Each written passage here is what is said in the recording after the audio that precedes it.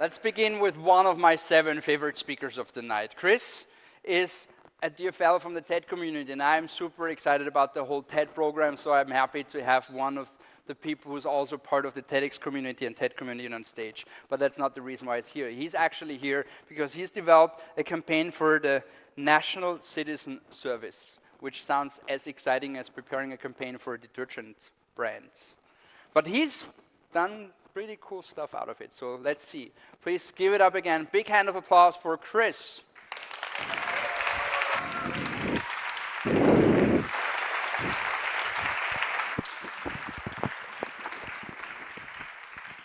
Hello, everyone.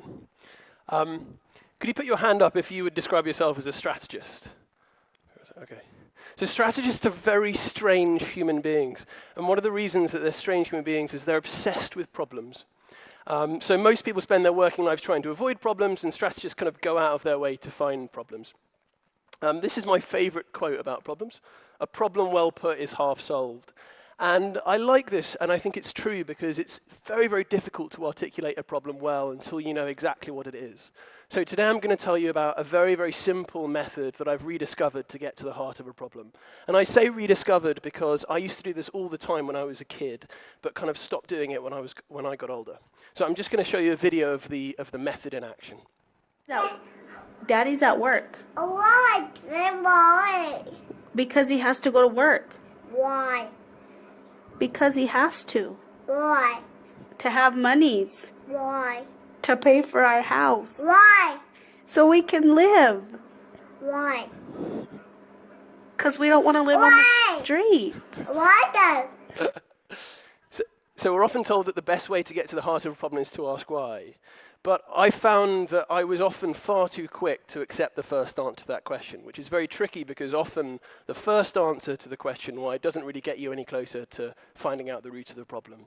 So a much more effective way is not to ask why, but whys. So if we look at that conversation in a bit more detail, so the problem to be solved is why is Dad at work? Why is Dad at work? And the first answer is that he has to go to work, which is interesting. We find out a little bit about that scenario. He's not choosing to go to work, he's obliged to go to work. Why? To make money. Again, we're finding out a bit more. He needs to work to make money, an important life lesson. Why? To pay for our house. Okay, finding out a little bit more. Why? To allow us to live. Now this is where it starts to get interesting. We're kind of getting under the skin of this issue. He's working to allow us to live. Why? Because we don't want to live on the streets, which is really the heart of this quite complicated issue. Within a few whys, this kind of toddler has got to the heart of quite a complicated issue, which is Dad's at work to keep us safe, to keep us secure, to protect us. That's why he's at work.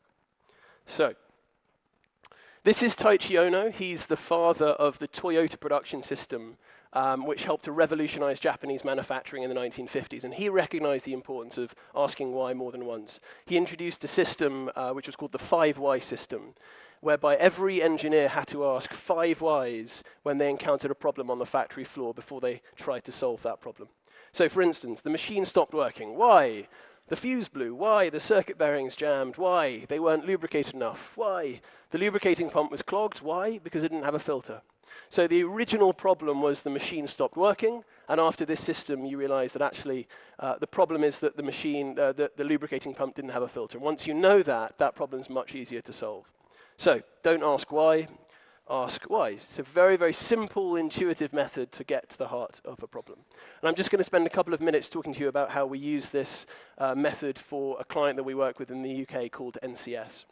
So NCS believes that with the right opportunities and support, every young person has the potential to achieve their goals in life. So they organize a 4-week summer program for young people every year that gives young people an opportunity to discover what they're capable of. But they were struggling.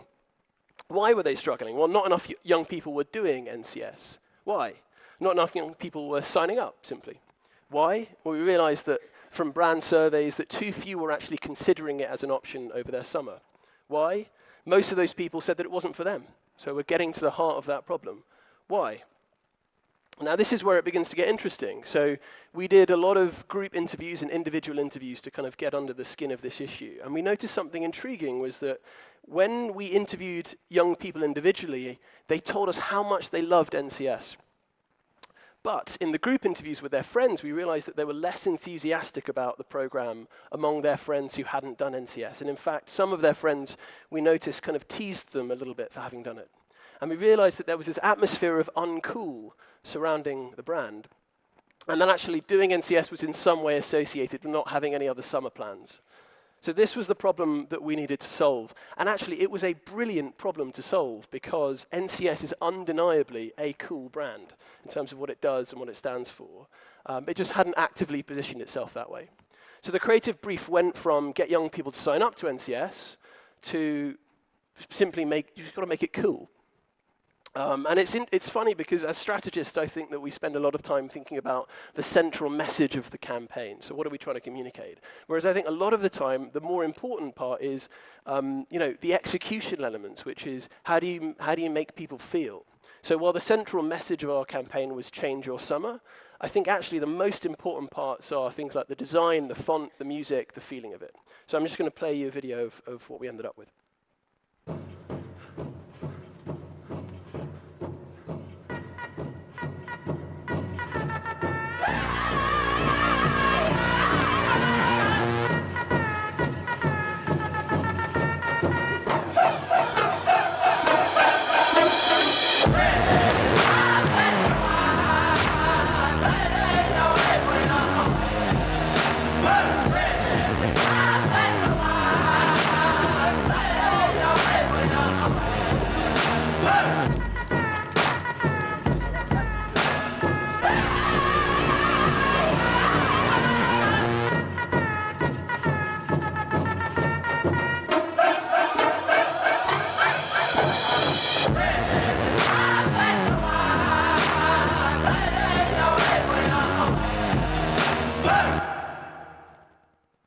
So as a result of tackling that root problem, which is people didn't think it was very cool, by actively positioning it as a brand that legitimately was hopefully quite cool, more people than ever felt like it was for them, more people than ever considered it, more people than ever signed up, and ultimately more people did NCS in that year than ever before. So the lesson for me there was, don't ask why, ask whys.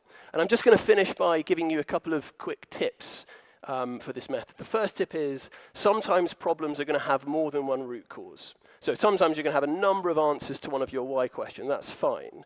The trick is to choose the root cause that's having the most damaging effect and also the one that you can do the most about. The second tip is there'll always be a hard why, one that's really difficult to answer, and it's normally the third or the fourth one. And if you can break through that hard why, the chances are you're going to be uncovering things that no one else has uncovered before, including your competitors. And that's when it gets very interesting for your brand.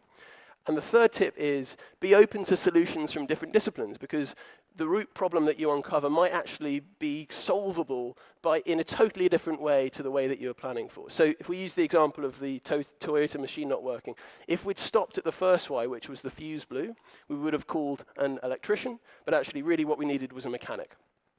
So the piece of advice I would give you is, once you're faced with a problem, think about how you would have solved it as a kid. So you ask why. You never stop asking until you get to a problem that's well put and half solved. Thank you very much.